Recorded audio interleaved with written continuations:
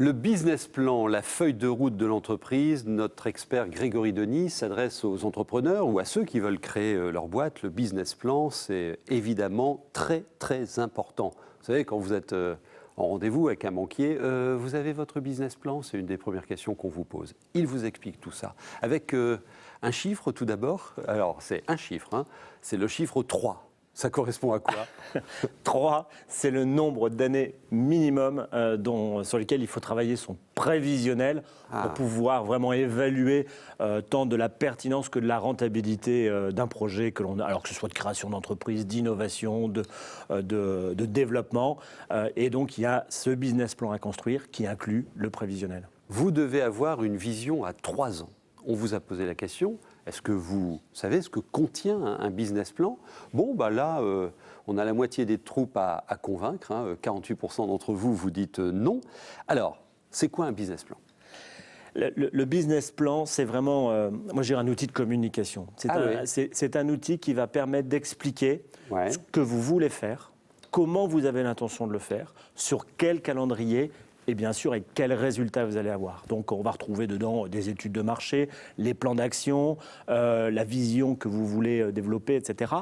Et bien sûr, dedans, on va y retrouver le prévisionnel, ou plutôt les prévisionnels que vous allez élaborer, qui sont la dimension, la traduction financière de ce projet.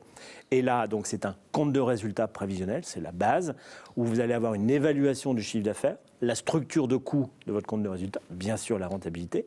En général, nous, on y annexe des bilans prévisionnel, le plan de financement pour le banquier notamment, et puis quelques indicateurs clés qui vont permettre au banquier d'apprécier le contenu du prévisionnel et donc la viabilité du business plan que vous allez construire et présenter. Ah oui, alors je comprends pourquoi vous dites que c'est un outil de communication, parce que ça vous permet de bien défendre votre projet.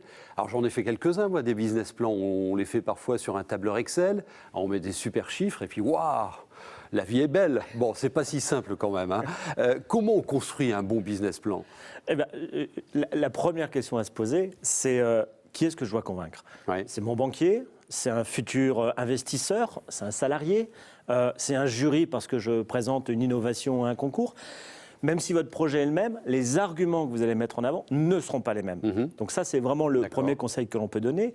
Et puis le deuxième, je vais citer, je fais un peu de littérature, je vais citer Boileau, qui dit « Ce qui se conçoit bien s'exprime clairement et les mots pour le dire arrivent aisément ». Donc c'est vraiment important qu'à la première lecture, on comprenne tout de suite votre projet, ce que vous voulez faire et en quoi il va répondre à un besoin estimé. Alors ce dossier, il doit être clair, il ne doit pas avoir de zone d'ombre. On s'attend à ce que vous ayez des difficultés, que votre projet ait un niveau de risque. Il faut traiter ces sujets-là dans le business plan. C'est indispensable, sinon il manque quelque chose. Et puis, des fois, il nous manque d'informations. N'ayez pas peur de faire plusieurs hypothèses financières, des fourchettes hautes, des fourchettes basses. Mais par contre, il faut à tout prix expliquer le business model que vous concevez, c'est-à-dire comment votre projet va créer de la valeur et donc de la richesse et de l'argent. Donc un business plan, ça n'est pas qu'un tableur Excel avec des chiffres. Il faut les incarner, il faut les expliquer et les énoncer clairement. Boileau. Est-ce qu'il existe des outils pour construire, réaliser son business plan? Alors vous en citiez un, c'est peut-être le pire parce que ça marche toujours sur Excel, en copiant, en collant Excel sur la droite. Sauve le monde. Je déconseille de mettre de l'argent dans ces outils-là parce que votre projet est censé être unique. Donc l'outil va un peu faire du copier-coller. Le conseil que l'on pourra donner, c'est plutôt d'investir dans de l'accompagnement auprès d'un professionnel.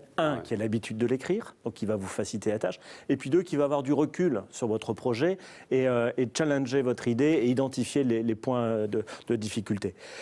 Et on a également un chiffre, par exemple un projet de création d'entreprise, un projet non accompagné, taux de survie à 5 ans, à peu près 50%. Le même projet bien accompagné, c'est 16% de taux de survie supplémentaire.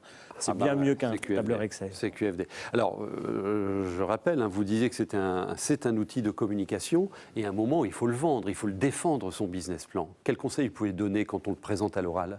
Alors, effectivement, ce document doit être complet, il doit être béton et il faut que le porteur du projet le connaisse parfaitement. Il doit le connaître sur le bout des doigts, son dossier. C'est indispensable.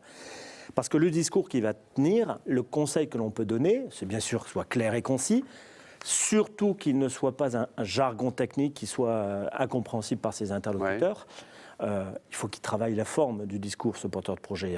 Une accroche, une conclusion importante qui va marquer les esprits, parce que c'est probablement ce que retiendront les interlocuteurs de votre présentation. L'accroche s'appelle une preuve de marché, une expérience client. Exactement. Sortir des chiffres, quoi. Hein. Voilà, des chiffres, des éléments, et puis reboucler à la fin en repassant les messages. D'accord. Et après, il y a vous, le porteur du projet. Vous incarnez ce projet. Il faut que vous inspiriez confiance pour que votre projet inspire également confiance. Donc ça veut dire qu'on n'improvise pas, on répète, on simule sa présentation pour être certain de convaincre ses interlocuteurs. D'accord. Et d'ailleurs, si je peux me permettre quelques conseils complémentaires, si vous incarnez ce projet, ne jouez pas un rôle, soyez vous-même, c'est là où on est le plus convaincant. Bien sûr.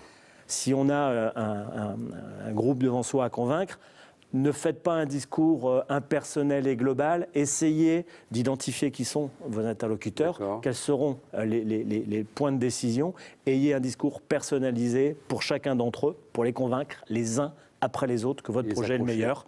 Et puis, n'ayez pas peur de vous faire accompagner par le professionnel qui vous a aidé à réaliser le business plan. Ça va aussi rassurer vos interlocuteurs. Ce sera un gage de crédibilité. Et puis, ça va aussi vous mettre en confiance, vous ne serez pas seul face à un jury ou un banquier ou des investisseurs. Oui, et puis ça vaut le coup de le tenter. Hein.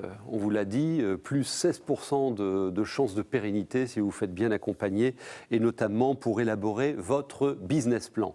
La fiche technique qui est à votre disposition, et c'est gratuit, n'hésitez pas à la réclamer. Comment réaliser et vendre, du coup, présenter son business plan. Merci pour vos conseils, Grégory. Merci à vous. À très bientôt.